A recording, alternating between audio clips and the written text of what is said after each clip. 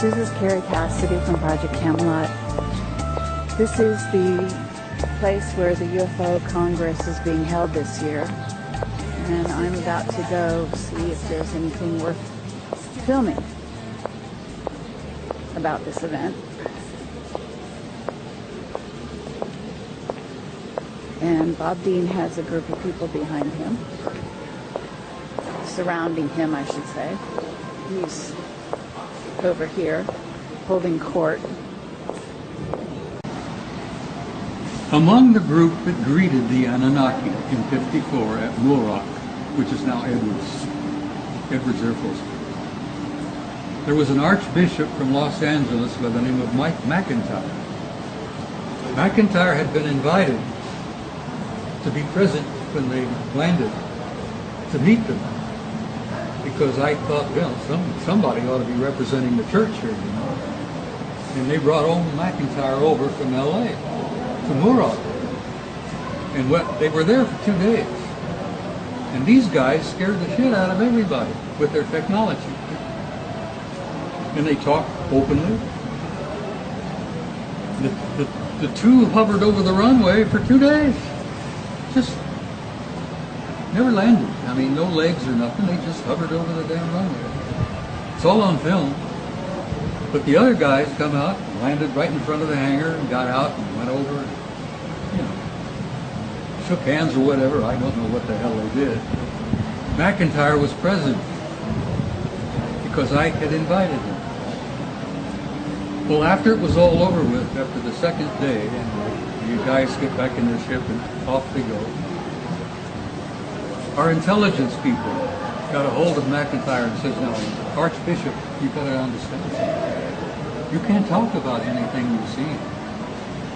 Oh, I understand. Archbishop, this is beyond top secret. You can't say a word about what we have just experienced here. Oh, yes, I know. So the old bastard gets on a plane, takes off and flies back toward the east. They brought his plane down in Chicago and said to him again, Archbishop, we have to make you understand. You can't talk about any of this. Oh, yes, I understand. So McIntyre gets back on his plane, flies to New York, flies to Rome, and briefs the Pope. Because his first authority, his first responsibility was not to Washington or the President or to the Constitution. It was to His Holiness. And the Pope he briefed was Pius XII. So CIV has existed since 1954. And there have been reports again and again and again that several of the folks have entertained some of them privately in their chambers there at the Vatican, which I find quite easy to accept. Enter stage right in this place.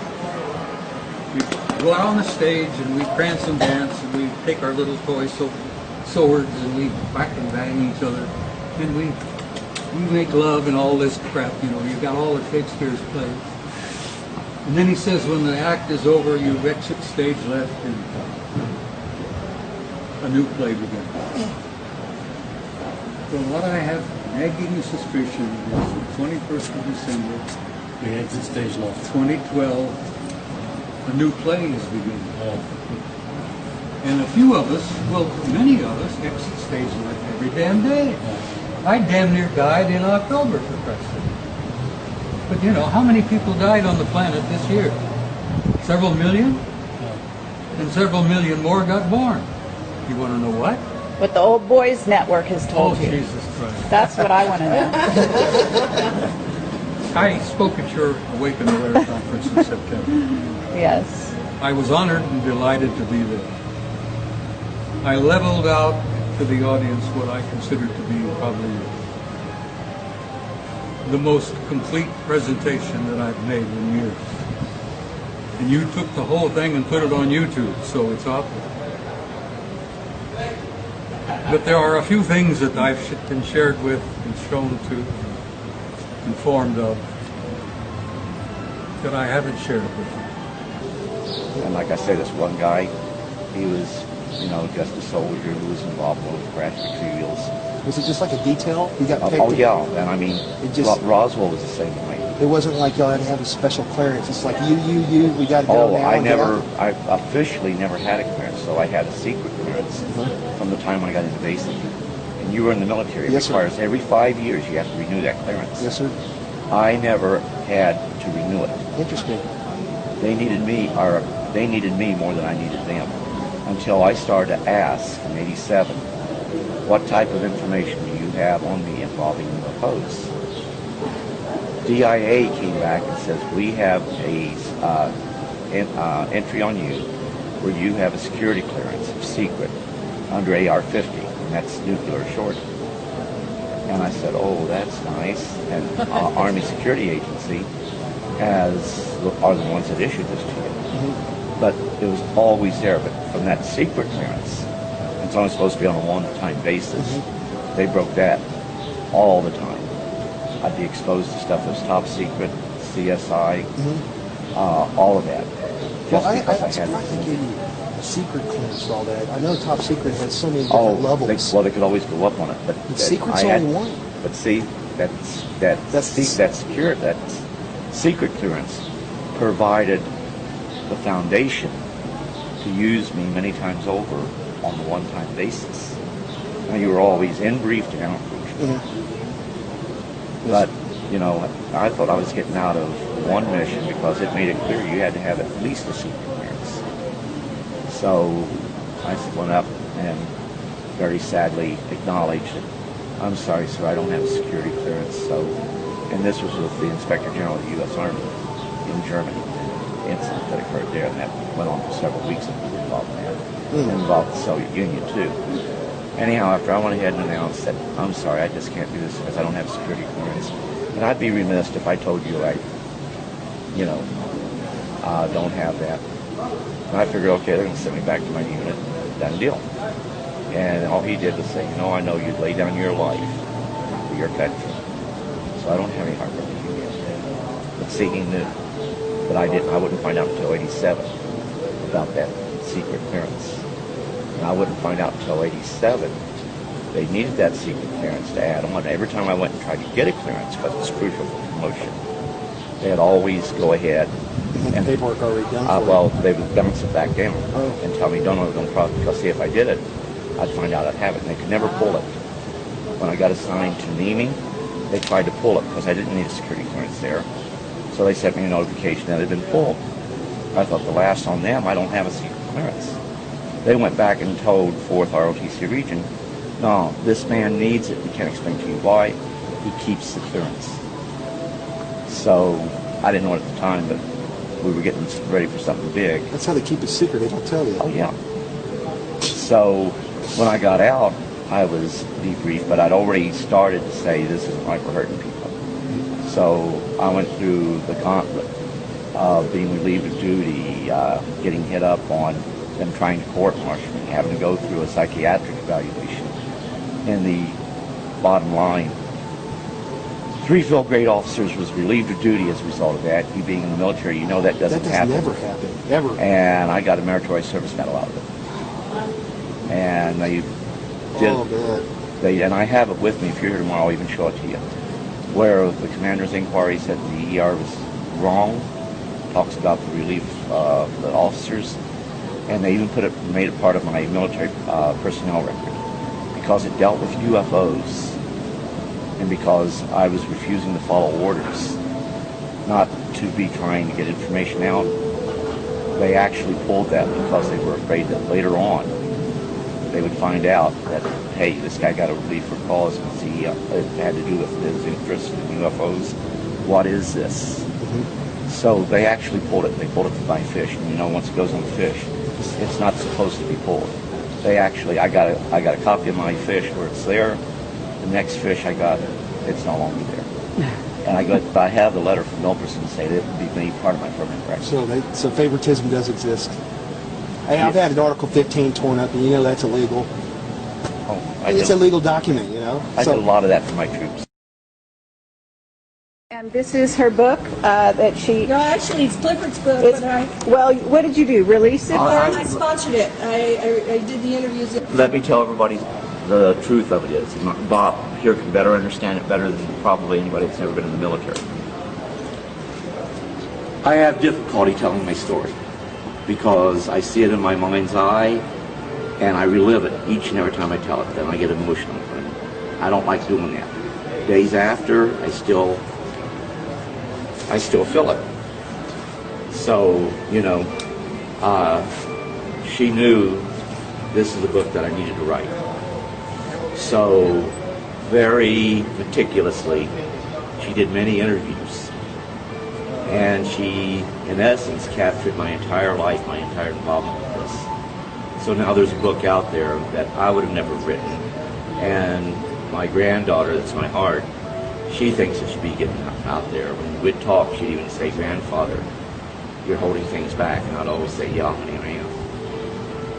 But it is a book not so much about me, but it's meant for other people that's been in the military who have been involved in situations where they can't even talk to their family.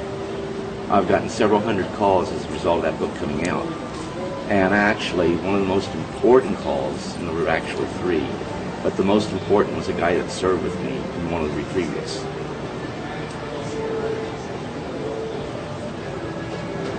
He kept it from his family and never told them. But they knew that something happened and something was going on. And he would bring up the subject of UFOs from time to time. But he could never bring it up to his family. He bought the book, he read it, then he called his family together. And while he had his family there, he called me. And he said, "In Georgia, I was with you in one of these instances." And I said, "Well, sir, I regret that I can't remember the people who were there because you never got to take names, you know." So I told him that there were a lot of people involved. And on one time, he says that was the way it was with him. Then he told me about something I did with a paperclip and a pair of tweezers. And the craft we were in started to rumble, and all of us were afraid. What's going to happen next? And I said, "I don't know." But he was the guy standing next to me. And, "What have you done? What's going to happen next?" So the only way he could have known that was written. So after he told me that, I realized. But he's not the one that wants to go out and talk about UFOs. He doesn't want to be involved with being filmed or anything. He wants, as my granddaughter says, a normal life. And this changes you, and it changed him. But he wasn't realizing he was changed forever by having that one experience. And people who have an event like this, it changes your life forever. But you need to tell your family. But then when you tell your family, it's how do you go ahead, get closure with your family. With this book coming out, he was able to show that it wasn't something. And I sent him a whole slew of documents showing where we've done other recoveries. So he finally got the family to accept what he was talking about as being a reality. Now, whether he convinced them they were of extraterrestrial origin or not, I don't know. But they finally accepted, and he found closure. For the first time, it wasn't something that he believed to be true, and it just didn't happen. He had closure. And that's what makes it worthwhile. So the book was actually written to help those people who are finding, they're not UFO buffs, they don't go to UFO conferences. So the end result is, who do you turn to? There's no one out there for them to turn to. By virtue of him seeing that book, he got closure. We turn to each other. That's it. Well, when you and I talk, we can talk openly because we've been there, we've done that. We understand where we're coming from. When somebody else is there, it's hard for them to understand. But when it's you and I, it's a brotherhood. It is. Very, very isolated brotherhood. Very, very few in And number. there aren't many of us left. Nope.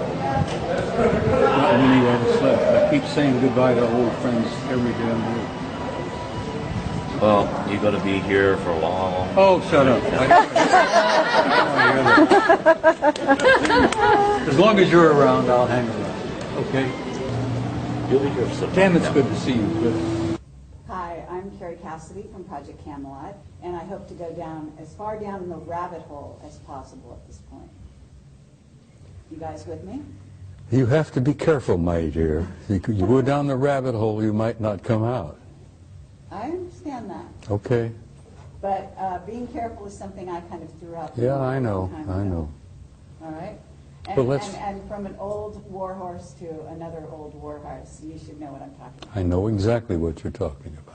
Okay.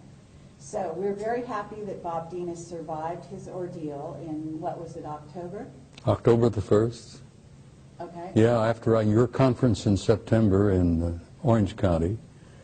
10 days after that, I'm in intensive care, in a coma, in a hospital here in Phoenix, with viral meningitis, of all things. My doctors called my son and my wife and said, look, we don't think he's going to make it. Because of his age, 82, meningitis is pretty well fatal. And they gave the word that they didn't expect me to go home. And my son and my wife sold my old car while I was in the hospital. Haven't forgiven them for that. And I died, sweetheart. I literally died. I was out of body. Okay, and I believe you came back for a reason. I went home.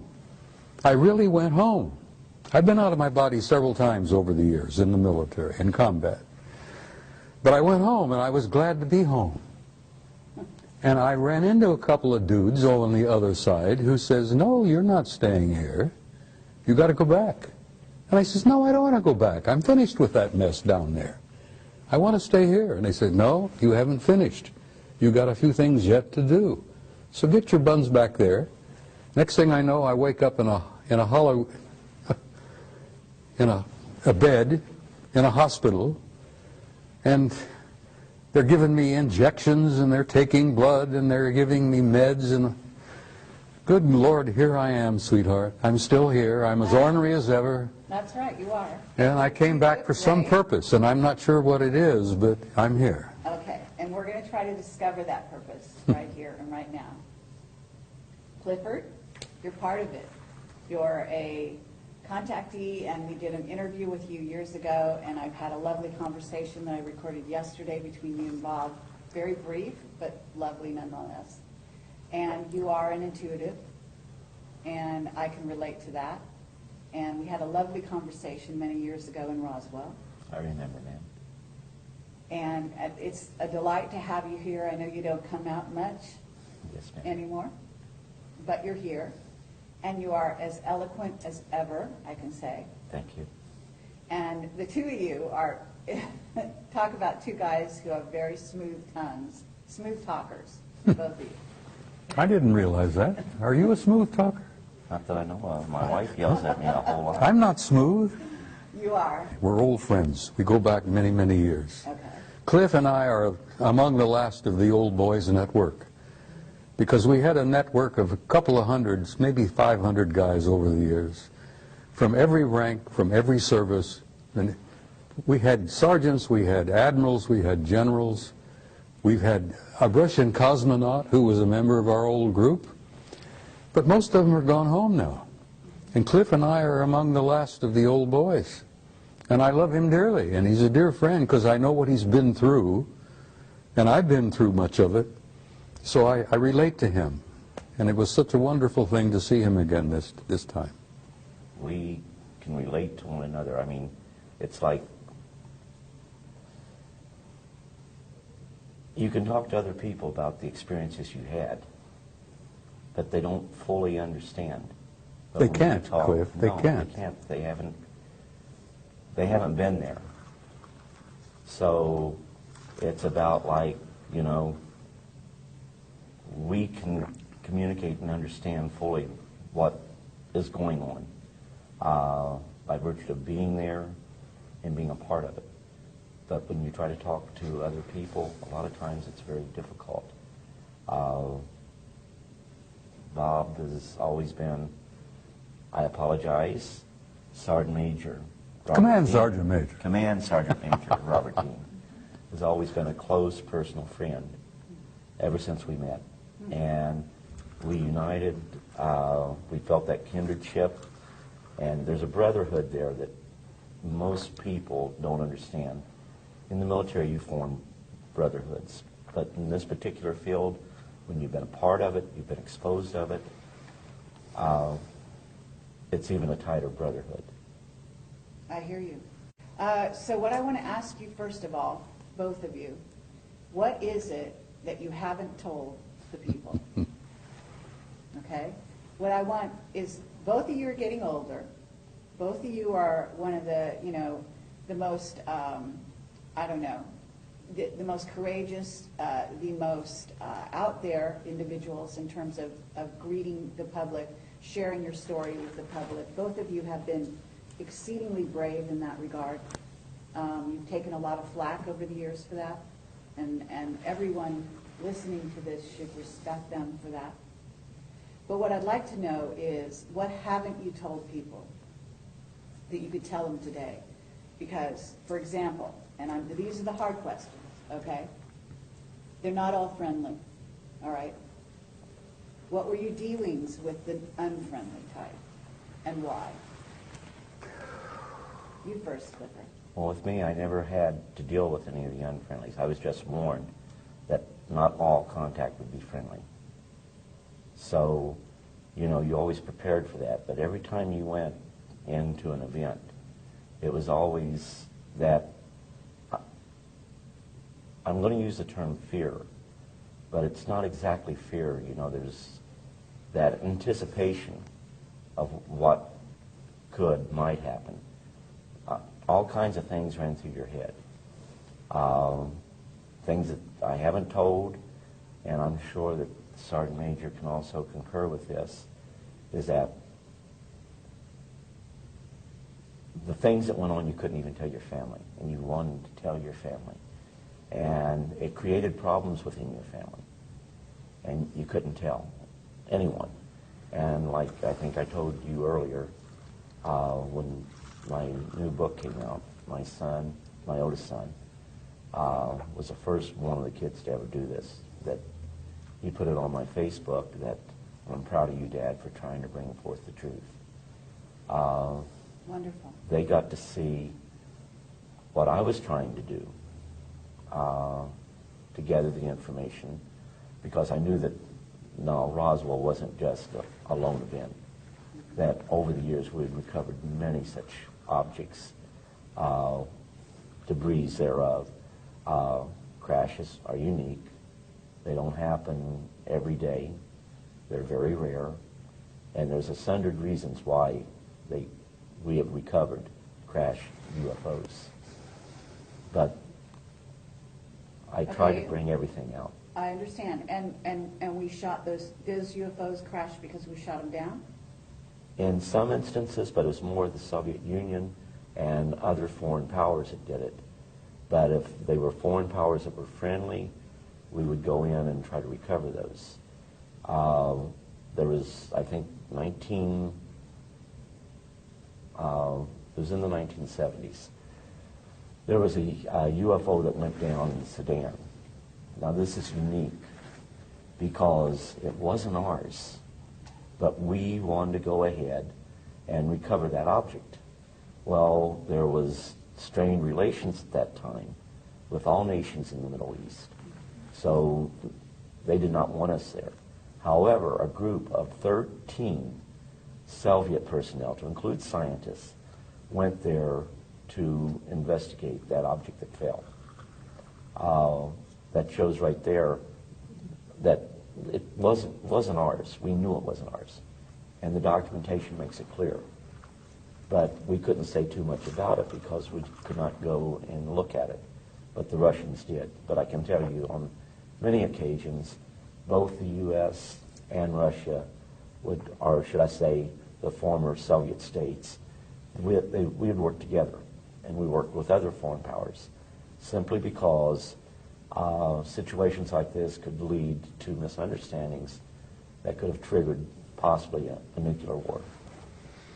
And Sergeant Major Dean probably knows more about that even than what I do, by virtue of the position he had and the documentation he was exposed to.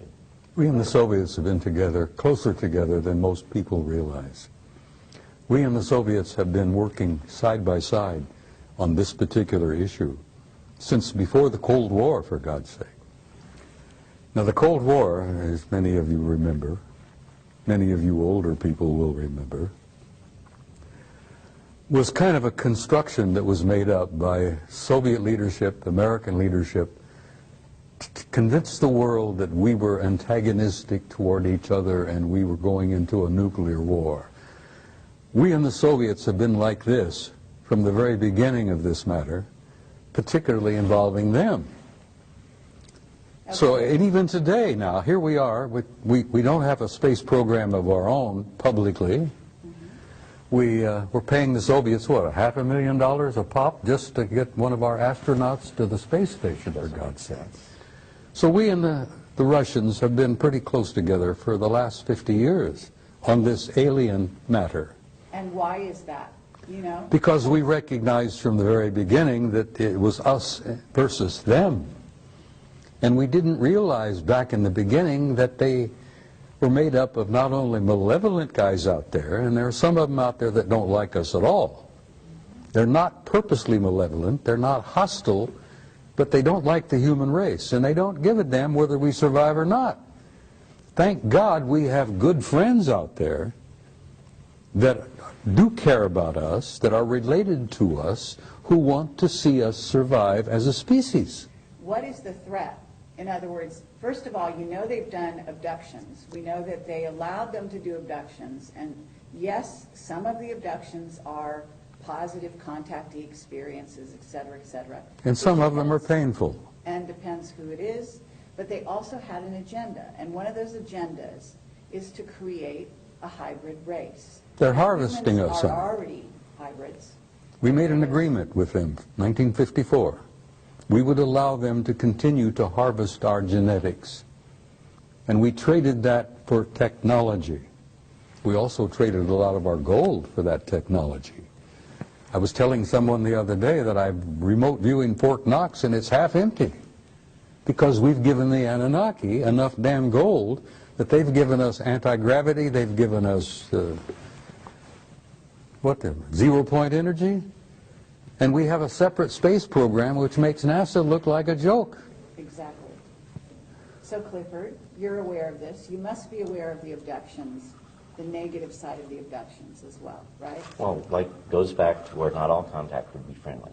Mm-hmm. And what I would do is point out that it's not necessarily a culture, but it is like a rogue group within that culture. Good example, I've been using this all day, is like, you know, you have the cartel. Well, they're people just like us, they're humans, but yet they're a sliver group. They are, have their own agenda. And that same thing happens within the various cultures. And I agree with Sergeant Major here.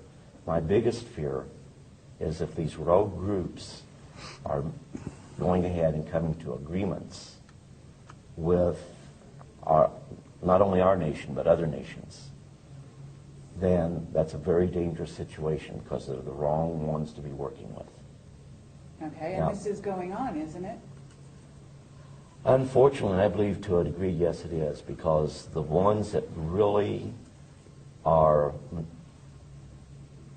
not evil, the heads of the various cultures out there, to give us the technology, they know that we are not spiritually heightened to the degree where we use it for the right reasons. When we go out into space, defense is one thing. But if you build your forces to where they become offensive, then it's to impose your will over others. And the technology that they are giving us gives us the capability to go ahead and field in space a offensive posture. So anytime we want to go ahead and make it look like it's E.T. doing it, we could make it look like E.T.'s imposing their will over the peoples of the world. And with that technology that we have acquired from the rogue groups, yes. And I agree with Sergeant Major. This is really, really dangerous. Okay. And at this moment, though, there are certain governments, with some of these governments, some of the governments that are actually growing into superpowers at this time, China, for example. My understanding is there are two rogue groups that are now dealing with China. And at least one of those groups is, quote unquote, some relatively new guys that have come on and given them some new technology. Do you know about that? That very well could be the case. When I got out, they'd cataloged 57. That doesn't mean that that's all that's out there. Edgar Mitchell believes that there may be literally hundreds of thousands of civilizations out there. Okay. But we have right now is the fact that on this planet, which Sergeant Major made a very good point, that there are some that are hostile and look really down on us when I state that. We have rogue nations. And some of those rogue nations are very much a threat to the tranquility of the world. And if they achieve the technology we don't want them to achieve, then they could very well be the very forces, unknowingly, to start the total annihilation of the earth. There are governments out there that are also being contacted. Just as individuals are being contacted, governments are being contacted, are they not? Yes. Okay. And so this kind of dynamic is, we don't just have a political situation that could become unstable with, say, Iran or North Korea or China or Pakistan, but the idea here being that they may be making agreements with some off-world visitors that the ones we made agreements with, the U.S. that is, don't get along with. And there's also issues within the U.S. itself, within the U.S. military. The Army has got one group that they're talking to. The Air Force is talking to another group. And the Navy is talking to another group. Isn't that right? Yeah, but you only have a small nucleus of people who control all of the information. And it may not be military personnel that is doing this. And it may not be your elected officials. Sure. And that's a scary situation. Okay, and that's also true. We've got a military right now in the U.S. that's very discontent. And Bob, you can speak to this as well. You've got a son who's been working for these people. He must hear all kinds of things. And they're being told to do certain things that they know is not in the best interest necessarily of the United States, for example. Is that right? Let me tell you something. It's not easy to say that there are the good guys and there are the bad guys, and we're in the middle. That's true to a certain extent, and it's been true for the last 10,000 years, but it isn't particularly true today, because a third party has entered the game. An advanced culture, God knows who they are and what they are, but they're the higher in the what they call it, the hierarchy. These guys at the top of the hierarchy are primarily spiritual in nature, and they have intervened. And they have said, listen, we've had enough of this bullshit where you've warred among yourselves, you've had these clan disagreements and blah, blah, blah, blah. This family and that culture and that group, that's going to cease. Because the human race has been in the damn middle for so long now that they've reached a critical point in their evolution and their development. And we're going to have to see that the human race survives and makes this awkward, painful transition into a new race, into a new species. And this higher element, this higher spiritual element in the hierarchy has intervened, and they have literally said, Carrie, knock off the bullshit. We're not going to have any more of this. There's not going to be any more planetary wars. We've had enough of that. We've lost too many millions of people over the years. We're going to control this carefully. We're going to give them an encouragement. We're going to give them an opportunity, and we're going to assist them to make this awkward transition into a new race. Now, the only reason I'm hopeful now, when I used to go through this, I was very depressed and very cynical, because I'd seen so damn much of the knockdown, drag-out brawls, not only among our own people, but among some of these guys. And then I found out that there is this third party now that's involved that couldn't care less about the clan disputes and the family disagreements and all that. All they care is to see that the human species makes this awkward transition into a new race and can reach out and take our rightful place in space and go to the stars where we belong, for God's sake. But that's their intention. That's what you've been told they want to do because you were taken off-world by them. Yes, I was, and they've given me encouragement. Okay. And they've showed me the future, Carrie, and the future is glorious.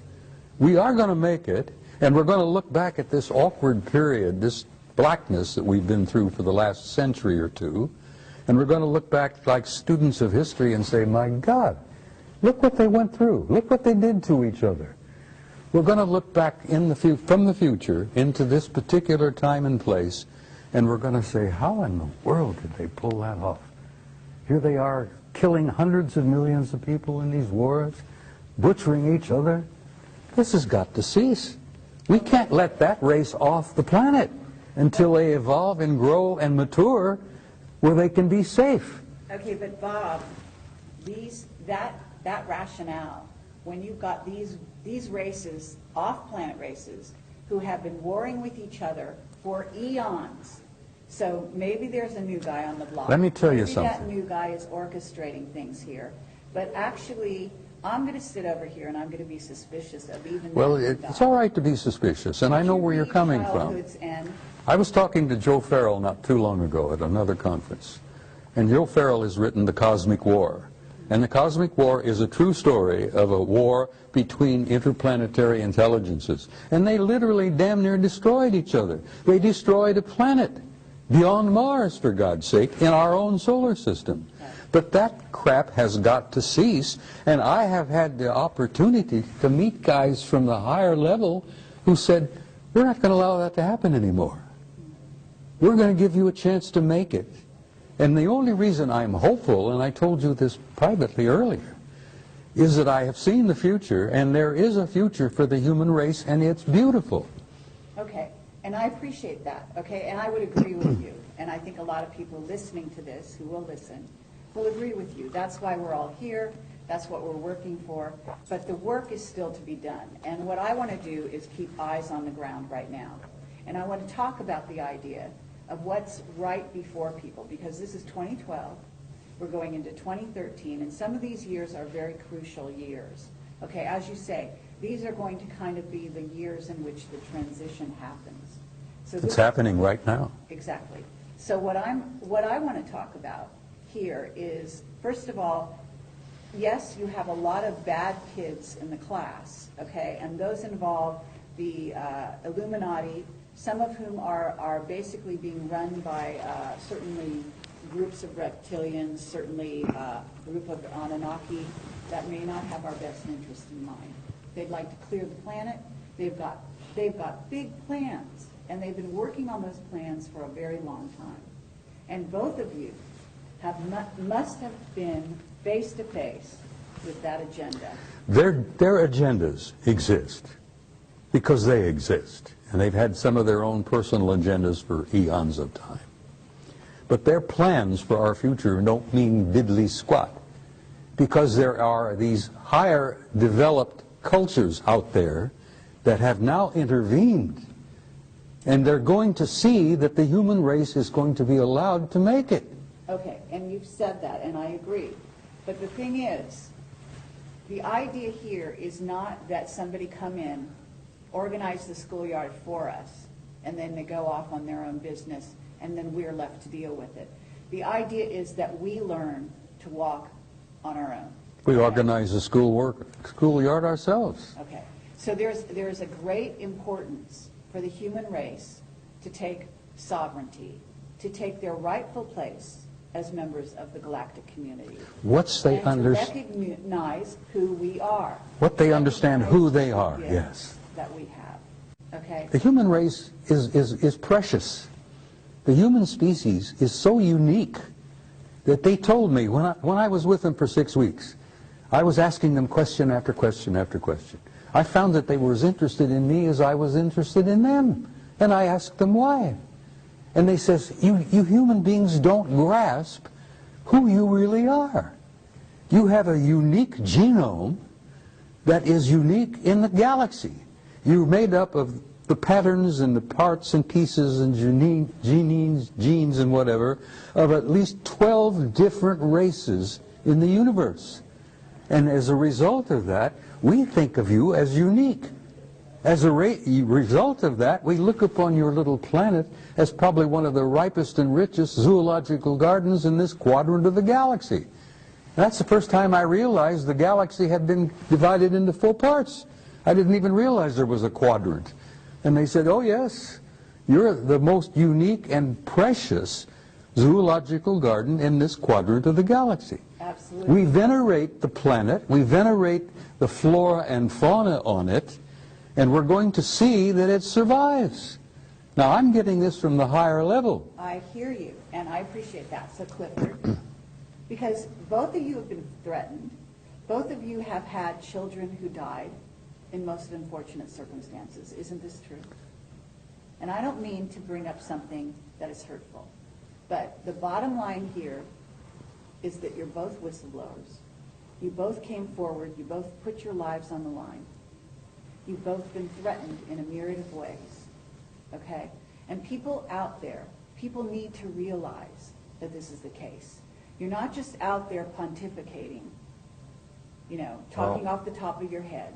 Like what the Sergeant Major was talking about, like I was told, that we are a race on this planet that is capable of such wonderful and beautiful things. Infinite possibilities. Absolutely. But yet we have the capability of doing such horrible things to one another. And I think that the Sergeant Major was saying the same as I when, you know, yeah, we have to spiritually grow. We don't spiritually grow, we're going to fall victim to our technology. They don't want that to happen. And initially, the initial contact was to ensure it didn't happen accidentally, because they wanted us to know, you know, the other side's not launching against you. We're here. And you will, from time to time, pick us up on your radar. We will, from time to time, appear to be missiles coming in a threatening way. So you must make sure, before you launch your death and destruction, that you really are under attack. But you must not let this happen. And as we grew, actually, to an understanding, MAD was something that they held over our heads, and MAD was mutual assured destruction. You go ahead and put a surprise attack on the U.S., we'll live long enough to kill you. You destroy us, we'll destroy you. Yeah. Absolutely, but we're still dealing with that. In fact, we're dealing with something with Iran right now and Israel, in which we're coming to another one of those situations. And I have a whistleblower right now that I interviewed last night who said that there was a Bay of Pigs situation going on with regard to Iran and Venezuela, with missiles that were supposedly, you know, put into Venezuela by the Iranians, et cetera, et cetera. And they actually said that there were some ETs from off-world that intervened. Now, my understanding is, and people don't realize this, but I also have a whistleblower who used to set up a camera on his deck in LA, and he had it on all the time at night, and he would film the fight, the war going on between us and them. And this was not the Russians, the Chinese, it was off-worlders. I know, Ed, honey. And the guy was killed. I know, Ed. And those weren't wars. Those were operations, those were exercises, but they weren't wars. Well, if there were wars out there, if there were cosmic wars going on around our planet, this planet would be in pretty damn dreadful shape. but it is in dreadful. Well, it's not as dreadful as it could be. Oh, no, that's not true. And, Well- and what do you think the chemtrails are doing? They're covering up, among other things, besides changing the atmosphere to make it better for a hybrid race that the Greys have now created and are going to inhabit this planet on some level. They will never inhabit the planet. The hybrid race will. No, they won't. This planet is going to be preserved, They're Carrie. human. They're half human. Yes, but we are human. This is our planet. And in short, what we do with it, it's up to us. We're the flora on this planet. That's it.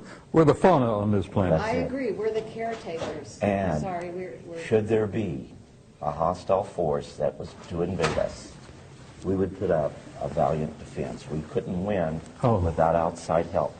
But that outside help would come and help neutralize the threat, then leave as immediately as that outside threat, or that threat was neutralized. I know this to be the case. Yes, in early years, we would go ahead. We would go up and attempt to shoot UFOs down. July 26, 1952, an actual order was given to shoot down UFOs. They revoked it damn quickly, didn't they? By 5:30 that day. You damn right they did. The Soviet Union to this day still directs UFOs, or directs that their pilots will fire upon the UFOs. It's a big, big mistake. Absolutely. And they've lost planes as a result of that. The British did a report in 2000, December 2000, that talked about how little knowledge we had of what the British or what the Russians did as far as the UFOs that were over there. In December of 2000, the British released a report, and of course people say, well, the British went ahead and said there was nothing to UFOs. The report doesn't state that. The report even goes ahead, talks about radar sightings, about aircraft sightings, and even about possibility of some crashes of our aircraft occurring, their aircraft occurring, because of UFO sightings. They know, and they put this right in the report, that the Soviets make attempts to shoot down UFOs and have lost aircraft in the process. And I have a copy of that entire report. okay. But if we're working, you know that our government has got alliances with some of these groups. Some of them that are not positive. In other words, what's transpiring on the planet right now is not positive, in part because we have a rogue group running the U.S., which is not our government as we knew it at one time. And that's the greed of man. Okay? But it's also that they're working with a group of ETs. Yes. And therefore, it's not just human against human. Well, it's not human against ET. It's human and ET against ET. you think the good guys aren't watching over us? I tell you this right now. You have people on this planet that aren't what they seem to be. That's right. We call them watchers. And the whole situation is, they're not going to come in and impose their will on us. It's imperative that what truly happens is the will of the people of this planet. But you may have to make sacrifices. But if the powers that be right now choose to listen to the evil side, they'll let that go for a little while. But once it becomes a threat to humanity as a whole, then like what Sergeant Major said, some outside force will step in. Let me tell you something, if I may interject something, Cliff. The good guys out there, whoever the hell you think they are, and whatever, it doesn't matter, they orchestrated the end of the Cold War. They came over our missile silos here in the United States. They hovered over our missile silos, where we had these intercontinental ballistic missiles that had 12 independently targeted warheads, each one with a 1 megaton warhead, and we were targeting the Soviet Union. And the Soviet Union had the same damn thing targeting us. Well, when Reagan was in office and Gorbachev was in office, these good guys came down and hovered over our missile silos, and they not only knocked off the computers, they melted the warheads in our missiles. And they scrambled the guidance systems so badly that if the missile had ever gotten out of the silo, God knows where it would have gone. Miami or Schenectady wouldn't have mattered, because it wouldn't have exploded. It would just leave a hole in the ground. They did the same damn thing to Gorbachev's Soviet Union outside of St. Petersburg, outside of Moscow. They hovered over the warheads, melted the warheads, scrambled the guidance systems, and brought an end to the Cold War. Now, it even happened as late as 1980 at Brindlesham Forest at Bentwaters. I talked to Charlie Halt, who was the deputy post commander there, and I said, Colonel, the word I got from a general recently was that they screwed up the warheads and scrambled it. He says, screwed up hell, they stole some of them. Now, these are the good guys, and the good guys said to Gorbachev and to Reagan and to anyone else who was listening, and believe me, the Chinese were paying attention, they said, you guys are not going to screw up this goddamn planet. You're not going to destroy yourselves, that there will not be a nuclear war. We're going to see that you do not do that. And now these are the guys that are in control. Okay. Now, let me finish. There are alien groups that are pissing and moaning and among themselves and among us and moving things around and causing trouble here and there.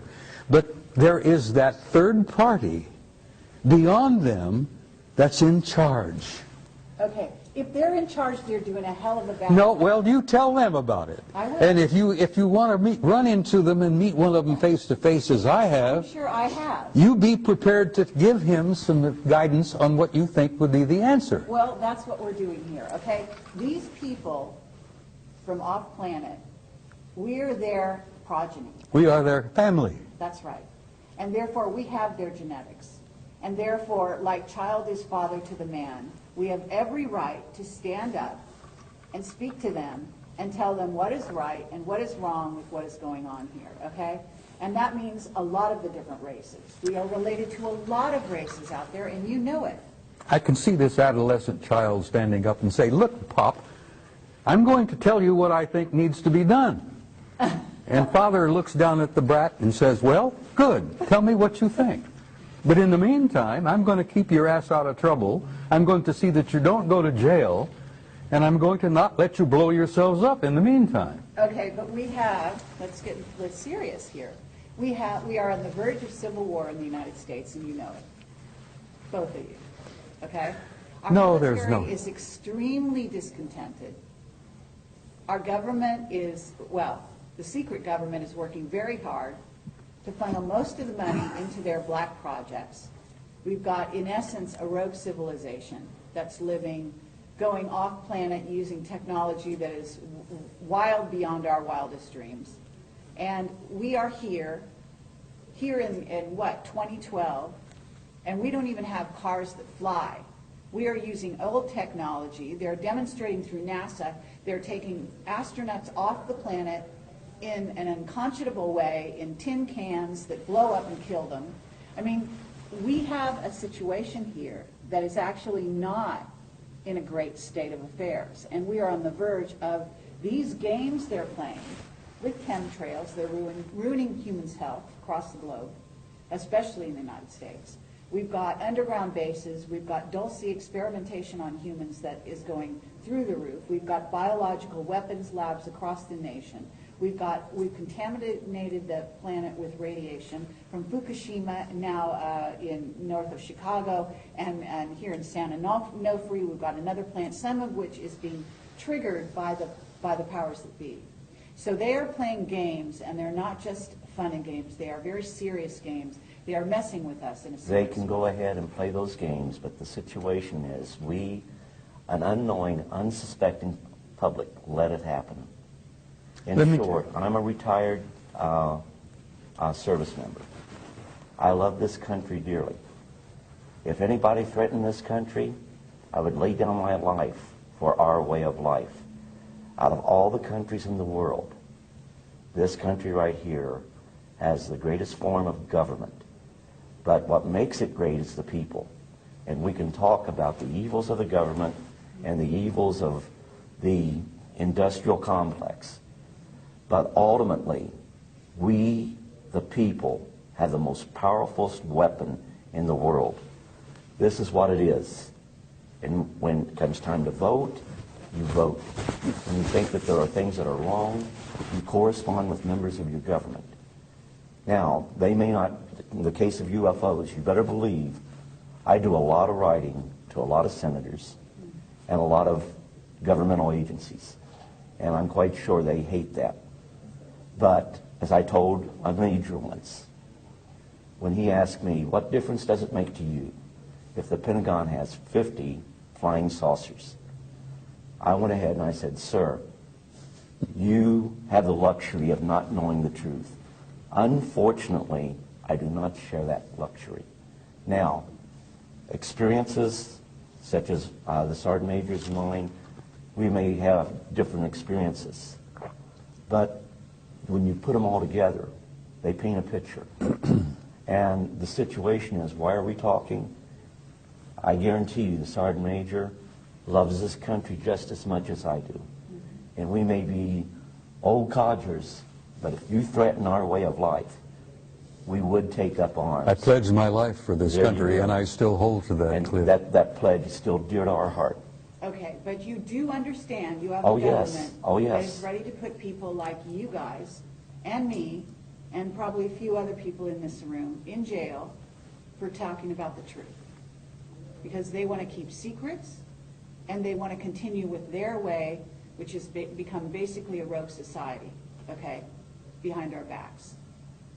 Now, Bob Dean, I don't know. I know Bob knows the old boy's secrets. Okay, I know he was let in quite a while ago. Were you let in? They don't want me in.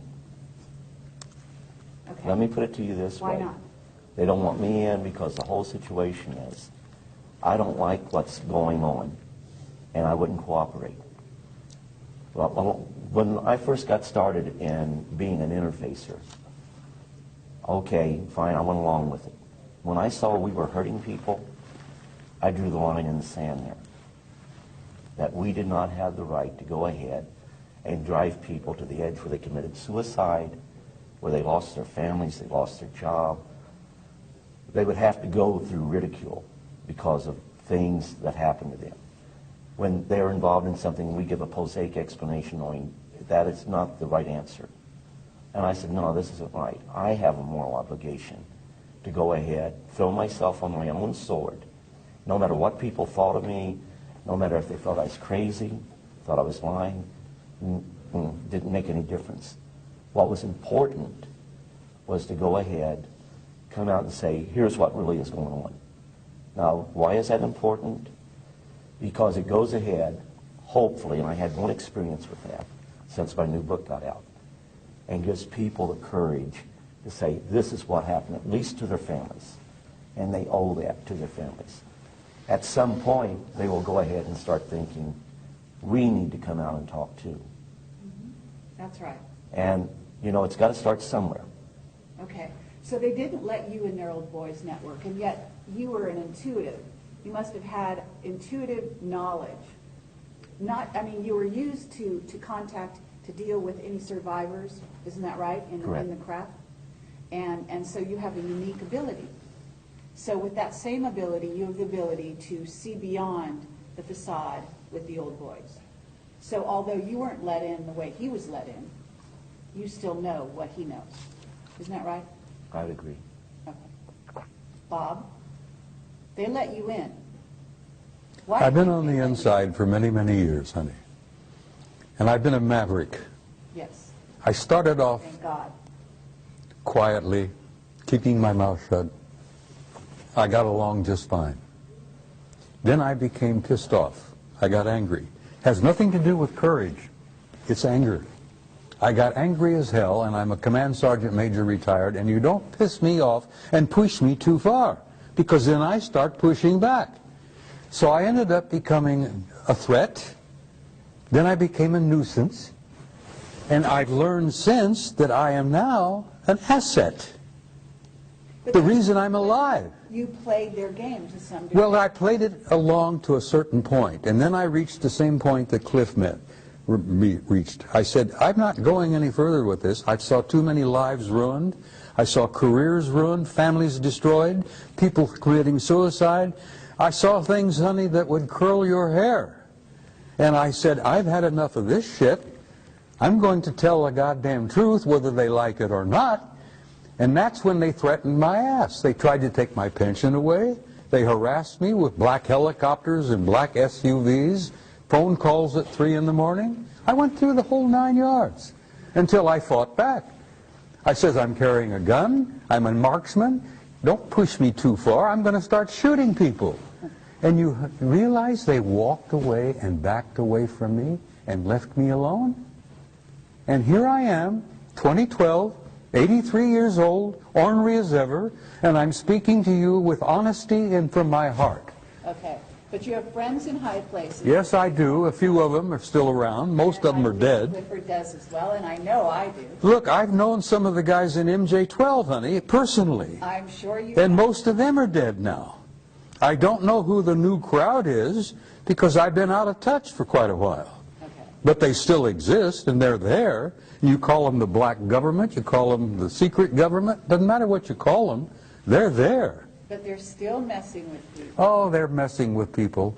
Look, you got the Trilateral Commission, you got the Council of Foreign Relations, you got the Bilderbergers, you got all those guys. You call them the Illuminati. That doesn't matter, doesn't mean shit, you know. You call them anything you want, but they exist. But there are powers beyond them. Great. And they don't like that. I understand. And they don't yet have come to terms with the fact that they can push the human race, the American people, whoever, just so far, and that third party is going to intervene in a big way. Okay, but what we do is equally as important as that. Of course it is. Okay? What the people out there listening to this, and the reason we're having this conversation is to reach those people, okay?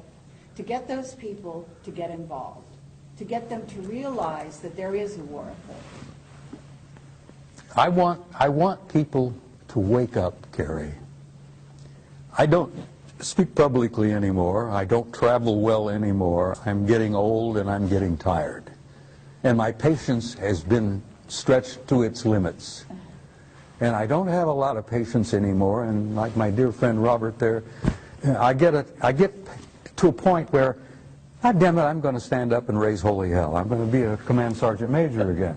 I'm going to take names and chew ass. Okay. And I'm going to do that till the day I die. I hope so. And I damn near died in October. But I have good friends in high places, no pun intended, who brought me back and told me that I had to come back because I wasn't finished yet. And part of what I had to do when I came back is sit with you in an interview and tell you from my heart what I've seen, what I've learned, and what I leave with the people on your film is I want to leave them with hope. I understand. With all the darkness and all the blackness and all that bullshit that exists out there, there is hope. Absolutely. There is a future for your kids and your grandkids and your great-grandchildren, and this human race is going to make this transition, and we're going to survive this transcendent transformation into a new species. And we're going to the stars, Carrie, where we belong. We're going out there to take our natural place in that infinite community of life. Absolutely. And that's the only thing that makes me feel that life is worthwhile. Because I know, having seen their future, and they have shown it to me, that it is glorious.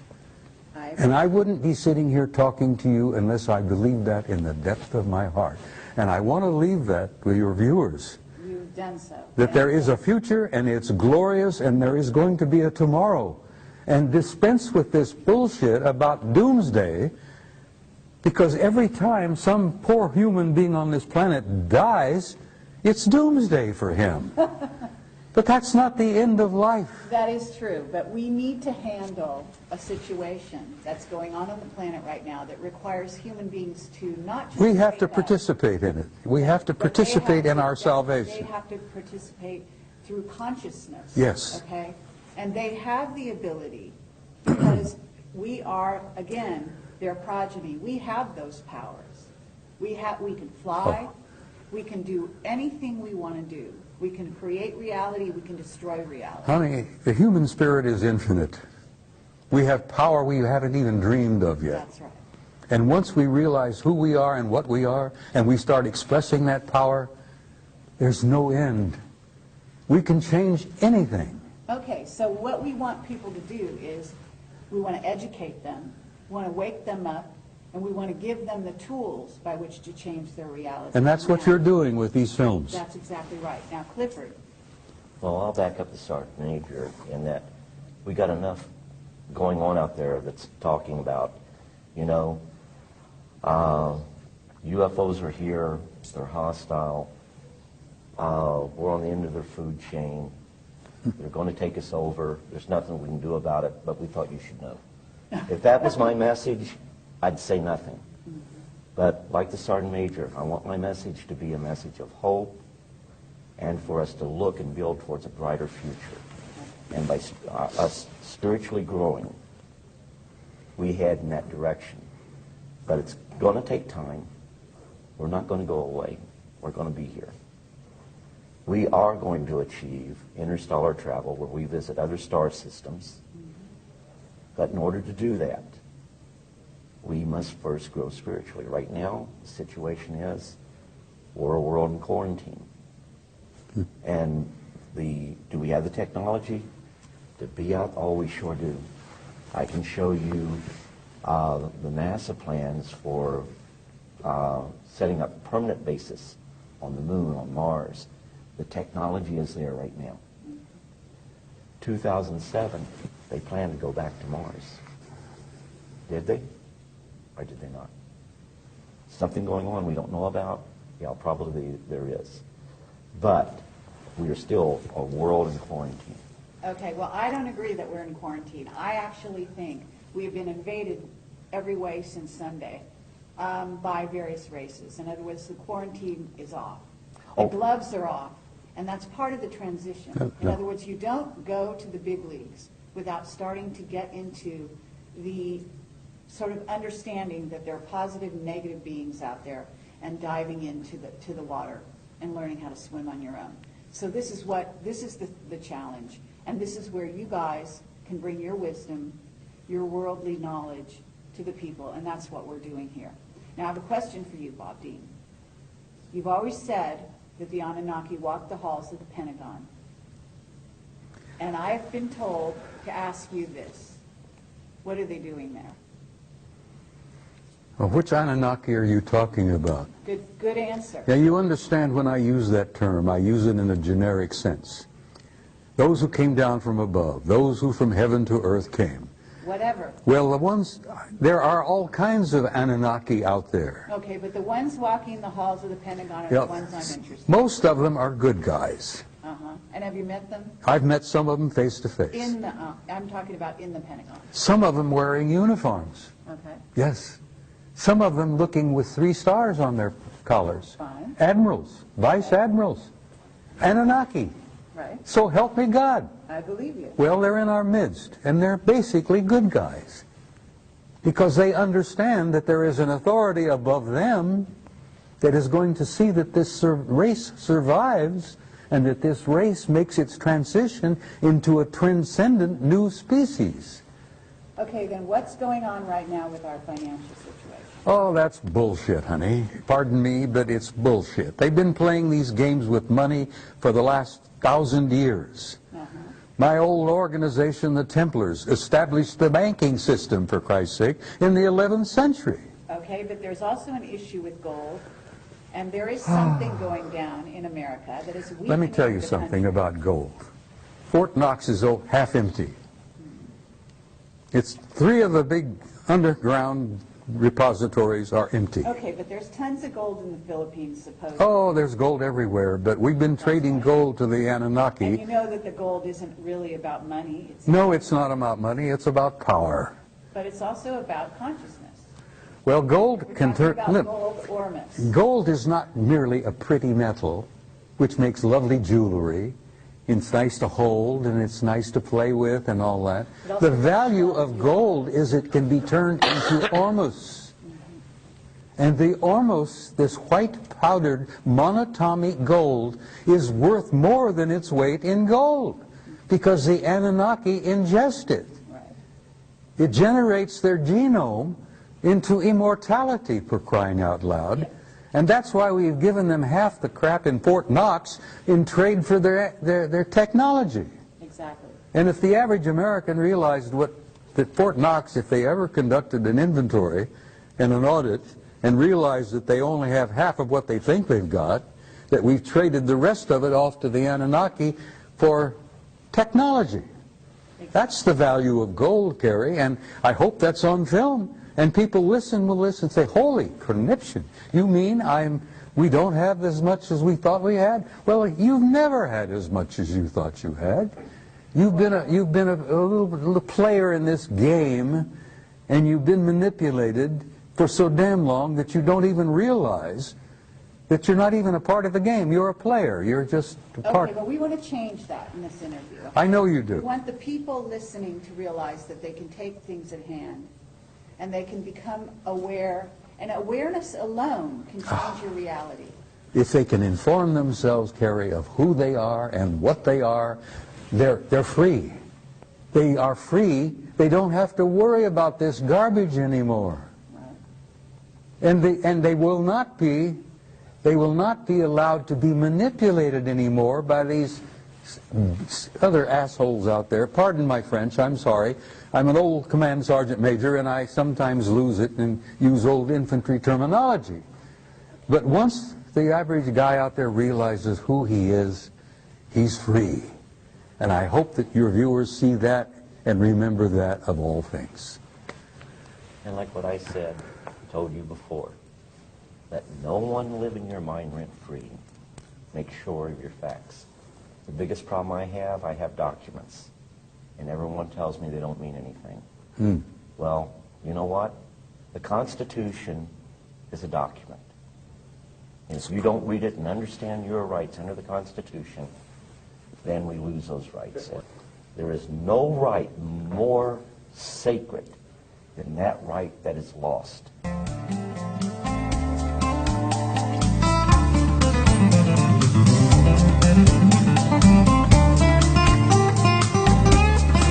Stories about those actual missions that actually exist, in which we do, in fact, recover a UFO crash of a whole craft is very, very rare, very rare. But there are debris that's left behind. And also there's what we call physical evidence, and we go after that, and we recover these. Blue Book was never part of that, even during the time that Blue Book existed. I've recently uncovered records, which I'm going to be putting on the internet, where anyone can download them, that clearly shows the Air Force, initially the Air Force Continental Intelligence Command, the Air Force's Office of Special Investigation, the Air Force's CIC, along with the Army CIC, was very actively involved in those programs. So when they say they've released everything that they have on UFOs, no, they haven't. We still have those documents that were part of the Air Force Continental Security Command that have yet to be released. Not all of the FBI, not all of the CIC documents have been released. Not all of the OSI documents have been released. They'll never be released. No. Clifford. And when you look at the documents that we have recovered that clearly show this to be the case, when you see these documents, you realize one thing. They are field intelligence data. They're not the finalized intelligence product. That is yet to be released. Then we can go into the 80s and the 90s. The recovery of objects of unknown origins under moon dust and blue flight. All we have is the raw intelligence evidence or data. We do not have the finalized intelligence product. And the finalized intelligence product is what's important, because it puts to bed once and for all what it really was that we recovered. The British government, December of 2000, released a secret report. In volume 2 of that report, they talk about the physical evidence that they've been getting. They didn't lie, they just didn't know. The British government's recovered physical evidence. Every developed country on the face of the earth has recovered physical evidence. But for reasons unknown to me, they want to keep it quiet. Some are more open than others. But the British government criticized, in volume 2 of that report, the United States Air Force, as to why the Air Force hasn't released the documentation explaining the metallic objects that they've recovered, the metallic substances that they've recovered, and putting to bed once and for all the extraterrestrial hypothesis. They can't do that because they would not put to bed once and for all the extraterrestrial hypothesis. Many of those finalized intelligence products makes it clear that, in fact, what we'd recovered were objects that did not originate on the face of this planet, and that we, the governments of the world, many of the governments of the world, out of necessity, have had open contact with our visitors for many years. One of the biggest secrets, Cliff, and you know this, is that so much of the hardware that we recovered was not just UFOs. Some of the ships we recovered were time ships. Well, absolutely. Because when you travel in space, you travel in time. And most of the hardware that we've got, and that really blew our minds when we realized that those things were designed to travel in time. And as I said to some of the people here this afternoon, I'm still trying to come to terms with that. I need to send you some CDs. That they can manipulate time as well as manipulate matter. And I'm an old-fashioned old fart, and I'm still having problems wrapping my brains around that. But Bob, you know why that is? The technology is so far advanced Oh, that we Cliff, see this it's a million years ahead of us. and then some.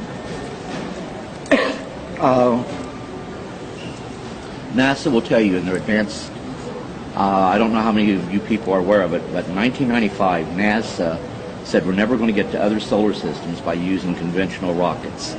So they asked for scientists to think out of the box.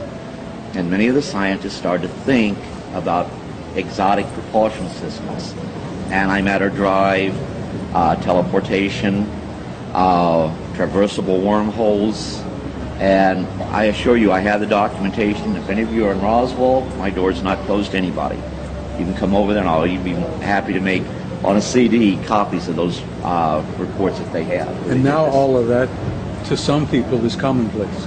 Mm-hmm. And if you have, we've known for a long time, if you have an interstellar conveyance, which is a spacecraft capable of flying from the Earth to another solar system in a reasonable amount of time, you actually have a time machine.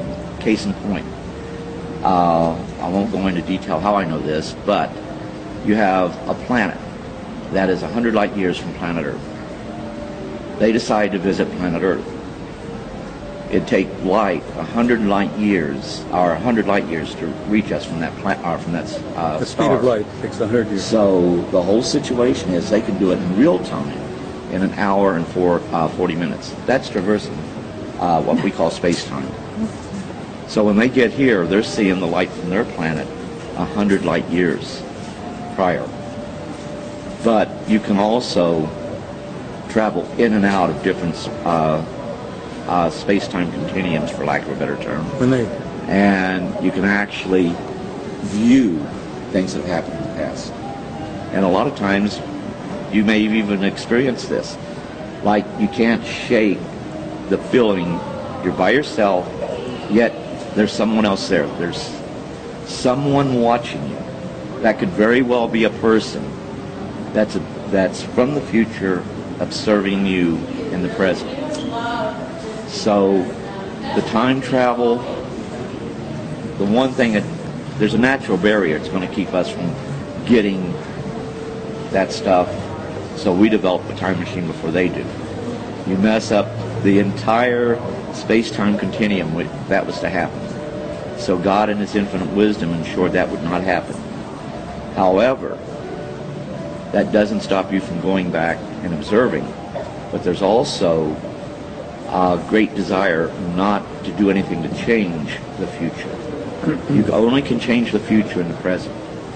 If you change the future, you create a whole new universe. Another timeline. Mm-hmm. But that's what they're working on, aren't they? They're working on that's very dangerous. I'm borrowing liberally from Randy Rooney, who that was one of his favorite sayings. That society is willing to believe the facts when they're presented with the facts, but only if the facts already agree with what they believe. So, and it holds very true in the UFO field. Okay, so you've seen ships from the future. What do the ships look like?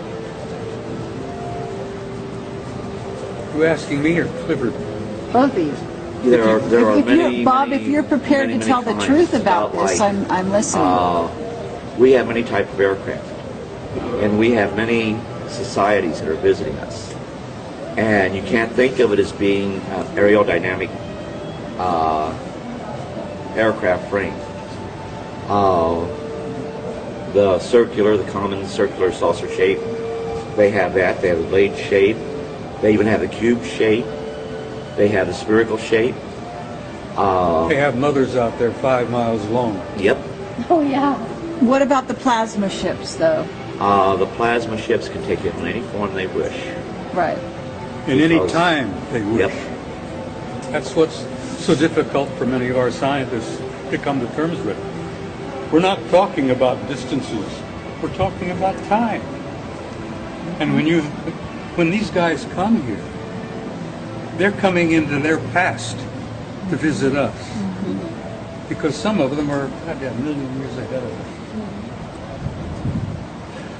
But you want to be careful about that, because when you imagine going back in your past and, oh no, my grandparents or my ancestors did this, how do I cover this up?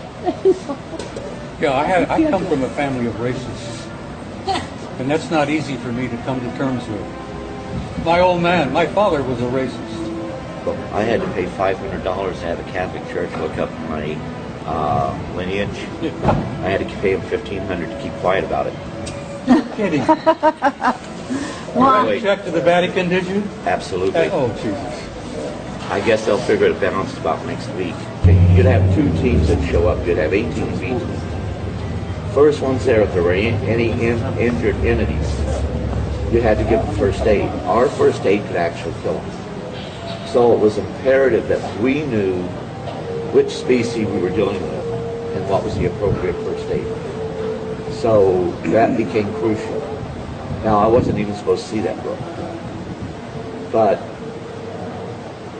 a lot of the people that made up the team that would show up all the time, the medical staff, the key people, I refused to go to school.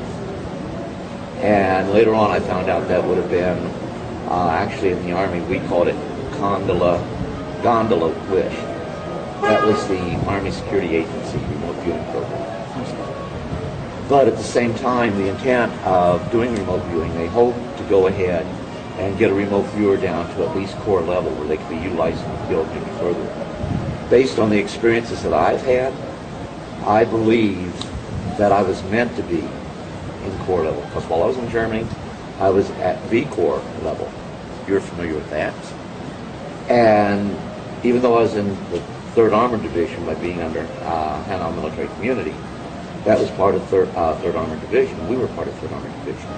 That made me a valuable asset to V Corps. Only I didn't know that's what I was doing. When this book came out, I actually got a call from a guy who was involved with the United Kingdom program, who told me, you should look at some of those files on Stargate.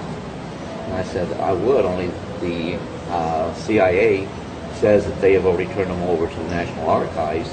The National Archives wants a couple of thousand before they'll even start a search for those records. So there is a site called remoteviewed.com that has some of the CIA documents dealing with remote viewing there. But is stuff redacted out of it? Those black lines, they're always... There's some, you're always going to have that. Some of that is really necessary to protect legitimate national security concerns. Such as? Really, let's get down to it. What is the national security concern with regard to ET? Okay, for example, well, not with ET. Only about 5% of that needs to be. We were always told not all contact is going to be of a friendly nature. Now, I never had anything happen that was really, really bad. Actually, this eye right here, for their interaction, I still have this eye. And you'll read about that in the book. But I almost lost that eye in Vietnam. And the reason the eye was damaged was there was this bug they had in Vietnam that sprayed into my eye and kept corona of the eye. Cornea of the eye. So go ahead and figure out what insect can do that. But that was the reason I had it bandaged up for well over a week. But Clifford, you were talking earlier about why the damn lid has been clamped down and why it's still being held down. well, the reason is they dug themselves into a hole. How do you tell the world that there is life out there? Not only is it out there, but it's been visiting us for many, many, many, many, many years, going into the millennia. Now, how do you go and tell an unsuspecting worldwide public that this is the case?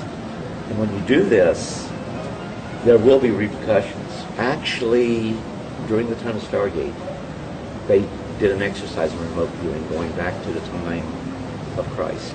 They saw the crucifixion. You need to go and take a look at that remote viewing training exercise they did. But use it and do it with great care, because when you Oh, but remember, I still believe in God, and I still believe Christ is the Son of God. But you also have to remember that everything in the universe is interrelated. we're all part of a vast family. Absolutely. God created everything in the universe and then some. They have a greater understanding. Like when I say, they say, okay, describe E.T. Well, if you see them, you see us. Because we say that we're human. Are they more human than us? They got a highly evolved intelligence. But what I say is that humanity is what's in all the races. And the spirituality is just in all the races. I would say it the reverse. All the races are in humanity. And that is You may the have big more secret. correct. Oh, absolutely. And I'm sorry, when we baby. realize Excuse me. that is when we realize our power, our true power. And then they really can't keep us down. When I was praying at my son's grave, one of the ETs that was there knelt with me and prayed this sweet prayer. I've been told by them face to face that they venerate the same God we do.